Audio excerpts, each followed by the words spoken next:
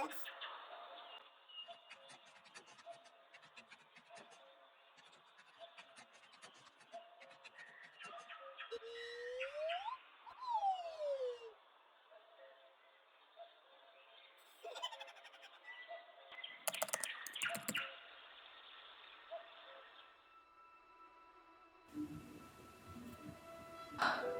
there, I'm Allie, the Sarcastic Dormouse.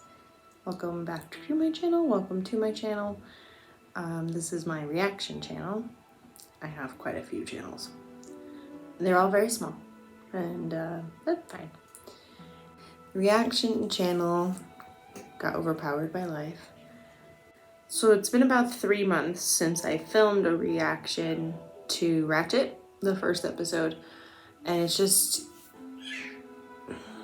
clearly nearly impossible for me to do any videoing because a lot of the stuff I want to do is reactions.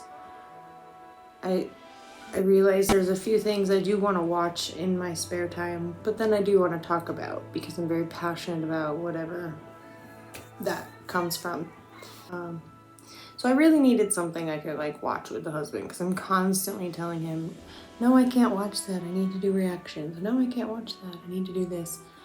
And I'm too curious and anxious to wait anymore. So we're gonna watch American Horror Stories, and then I'm gonna do like little reviews / what the hell is that? Because we all know what that universe is like. Because I am a very passionate American Horror Story fan. And I haven't watched the double feature season specifically because I wanted to do reactions to it. So that will be coming later. And for now, we're just gonna do a few small episodes like this of watching trailers or like doing a quick review of something I've watched. And that's where we're gonna start. I don't want to make this intro any longer than possible, so I'm gonna go watch the first episode of American Horror Stories season 1 with the Hubbins, and then I'm gonna come back and we're gonna talk about it. And hopefully I won't have to be hiding in the bathroom for that part, but we'll see. That's why I got the cool curtain, because I end up in this room a lot when I'm trying to film videos. I have 2 kids in a very small apartment and 2 dogs. Be right back. Just wanted to pop in to say I have everything queued up, and if you're just happen to be interested, the link to my reaction to the trailer for this season show is on my original channel, and I'll leave the link in the description. Okay, thanks. It's 1:30 in the morning, which isn't that late for us, but the Chihuahua wants to start a pillow fight. My microphone.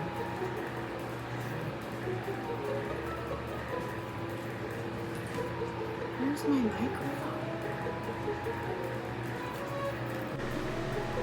I have no idea how long it took me to find the microphone, but I'm approved.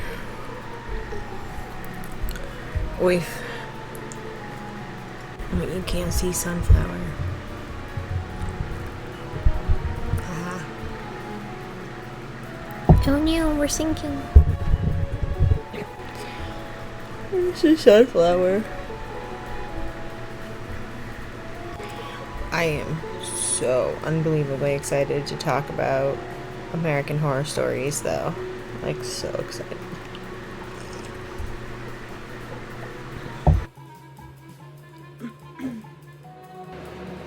Finally. I decided, because I just couldn't wait anymore to watch it, that I would do, like, just talking reviews for American Horror Stories. At least we'll start there. And then me and husband filmed some reactions to trailers the other day that I'll edit. So last night we watched the first episode of American Horror Stories, and I don't know what people are talking about. So I refused to look at anything that would have given me spoilers, but the vibe I was getting from most of the people I saw talk about it, they did not like it. And that's fine, each to own. Like, there's people that hate certain seasons of American Horror Stories. I can't hate any of the seasons because it's all one big thing. Just because we don't know how it all fits together completely doesn't mean it doesn't. So, I'm out of breath still from finding the microphone. Okay. So I decided I'm going to title this video Everything I Loved About American Horror Stories Episode 1, because I just love nearly every single thing about it. We go into the episode and we start off, the very first thing we hear is Addie's voice from Murder House. And I could not help that was thinking that was the show letting us know that this was our murder house, that this was really our murder house. It wasn't a multiverse thing. It wasn't like a reworking, which is what my theory was before I watched it. But then I wasn't sure, because in like multiverse theory you can have bleed overs, like imprints that bleed over. Fringe had that. And that's part of the theory of like our reality, is like our multiverses bleed over once in a while, which is funny because my dad had that theory when I was a kid. That's where our stuff goes when it goes missing. Falls into a different timeline. Anyway, I think that's funny. So the episode is called Rubber Woe Man, and we have a main character, and she finds the suit. And I think what's so interesting is that she was already technically corrupted before she got there. And that is just an interesting little something. I don't know, I always like pre-script what I'm gonna say before I film. And today was just so chaotic, I didn't have time to do that. So I'm trying to find my words. I just loved it so much, like so much. Okay, we'll start with our first clues that it's our house, our murder house. I'm both sad and glad I didn't do I filmed my reaction, because, oh man, I was so animated. Me and my husband were talking the whole time, and I was bouncing around like a lot. There was one scene where I literally bunny hopped all the way from the kitchen where I was cooking dinner into the living room so I could be like right in front of the screen. I was very into it.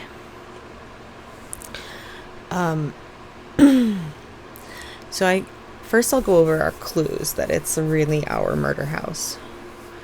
All of Vivian's renos are still there. Vivian Harmon. All her renovations are still there. The kitchen is exactly the same as it was in season 1 Murder House. I would say the second clue's the rubber suit. But that could just be because in Apocalypse, which is a secondary timeline that takes place in a second timeline, in an offshoot timeline, the rubber suit gets to leave Murder House as like its own identity, sort of.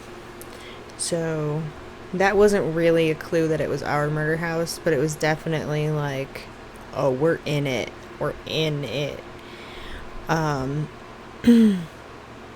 Oh, one clue that was big for me was when they're taking down the wallpaper, because that is definitely Constance's mural. 100%. That's Constance's mural. And Vivian's wallpaper. Well, actually, it's the other couple's wallpaper, but Vivian put it back up after she took it down. She took it down and put it back up. Which is the advantage of steaming your wallpaper. You can put it back up if you change your mind. Or reuse it for, like, contact paper. Handyman hack. Anyway. Another clue. Let's see. What was another clue? Oh, we had the twins. We hear a pop pop and the twins run by. I forgot which scene that was. This is why I wanted to do this last night when it was fresh. But, like, life with 2 kids is insane. Especially because that one's 2. And, like, into everything. In, like, the best way possible. But still. So we had the twins. Then we really get through the whole episode. And I love that they really kept us guessing. Because I'm obsessive about American Horror Story for years. And I really thought I was going to be able to call some shit. And I just couldn't. I kept calling shit and then being like, I was wrong. Close. I'd get close. Like we definitely knew something awful was going to happen at that sleepover. Something awful. Paul thought it was going to be Carrie-esque. I'm having social media issues. So that was fresh. And then that's what it turned out to be. Just garbage people. Our main character is adorable, by the way. Super intense.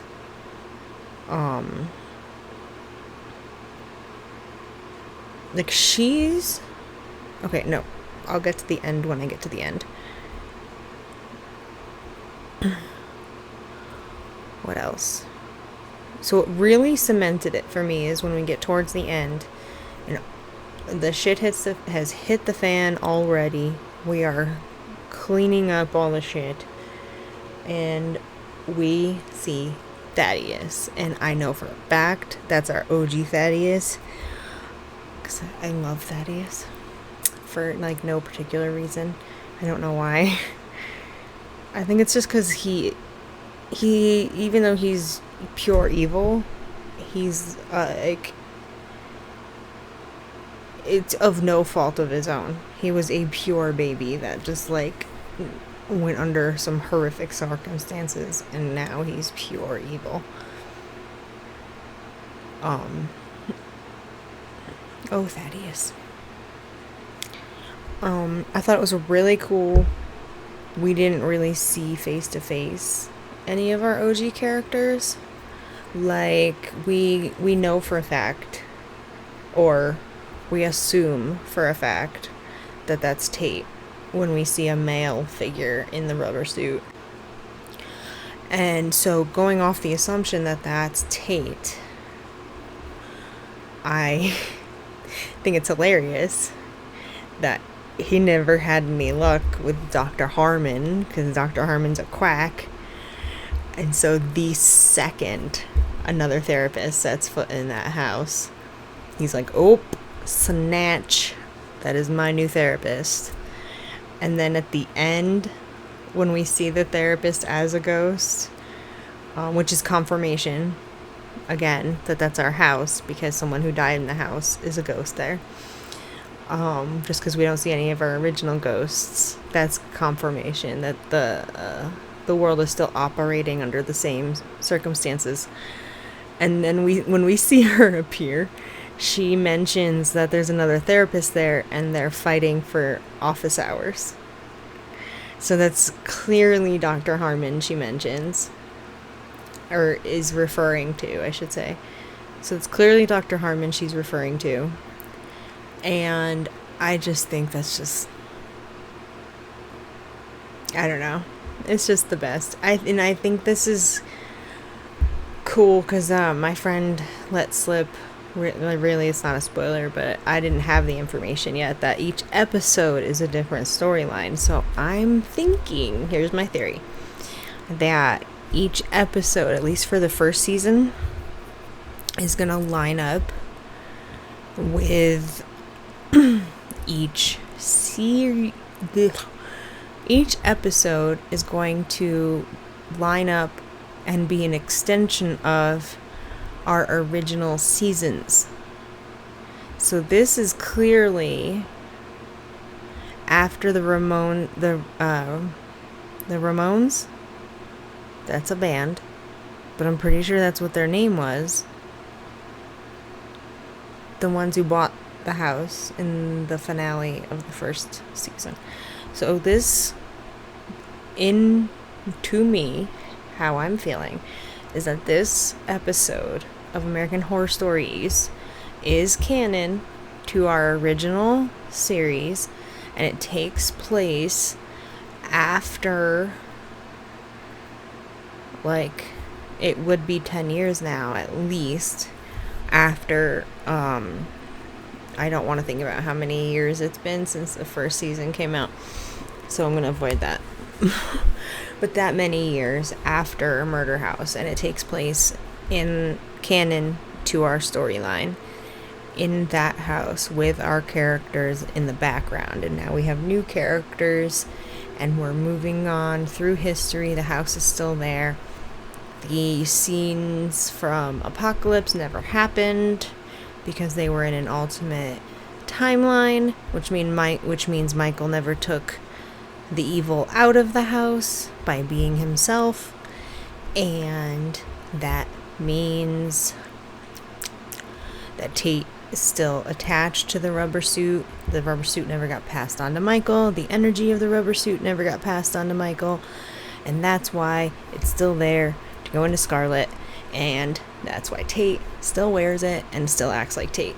And that's my theory, and I'm sticking to it because it makes me happy. And that brings me to the last millisecond of the show. Heavy spoiler. Scarlet opens the door after everything, patching up the dumbwaiter cubby. We all know what's in there. Opens the door, and there's Tate in the rubber suit, and I bounced around. Okay, so I know she's a lesbian, and so that means their relationship might never get actually sexual. But because he never fell out of love with Violet, this might be the perfect outlet for both of them to express themselves. And now Tate has a new friend. It's not good for any other humans that come near that house, but they get to express themselves with each other, and they're both very much like each other. And she's even more corrupt than Tate. Fucking fight me, because she was like that before she ever set foot in that house, and he was created by the house.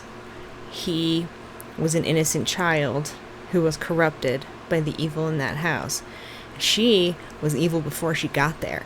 She just fit right in, and that is an interesting dynamic.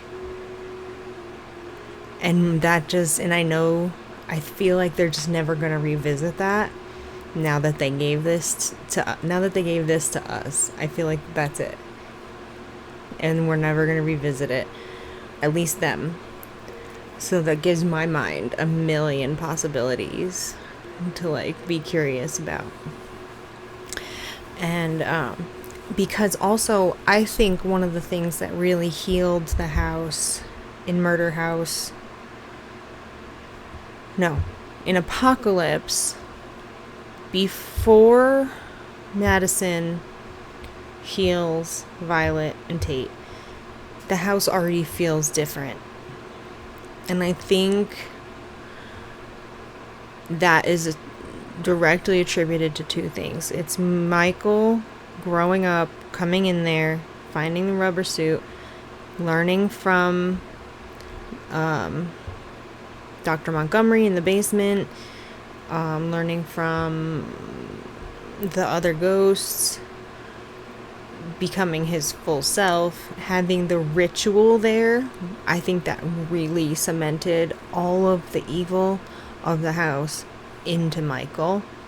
So the house was cleaner. Just mostly because of that whole situation. But I think also it was because Constance was there. Because not only is she sassy, she keeps the ghosts in check. It's her fucking house, as she says. And it is her fucking house. And those are her kids. The ones that freak people out the most, those are her kids. So when she's there and they have that mom energy they never got to have because the house was corrupted. They were corrupted and now they're dead and they can live their full lives. I think Constance there made a big difference in the energy of the house. Because when Madison and the other guy get there, the ghosts are being mostly playful, and the energy, like the way the cinematography feels, it all feels much lighter than, say, in Murder House. Let's see, what else? I mean, Scarlett just fits right in. I wonder if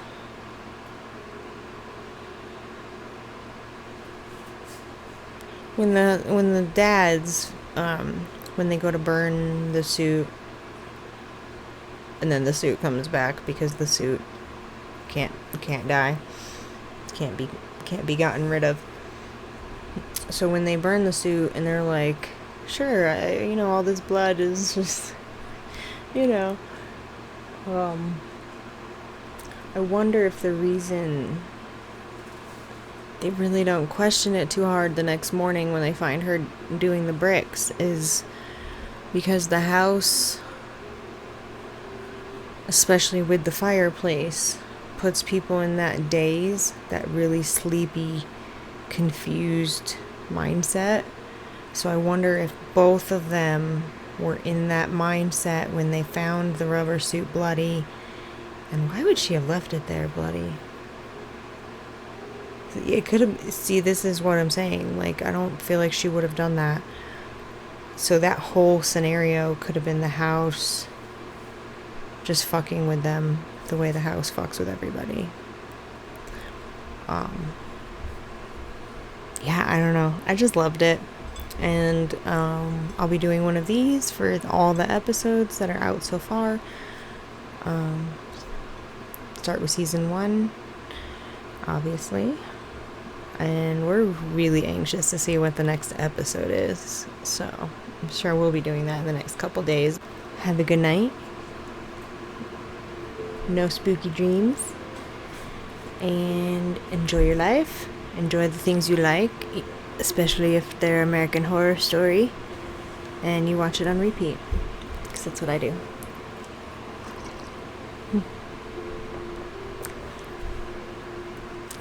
Good night.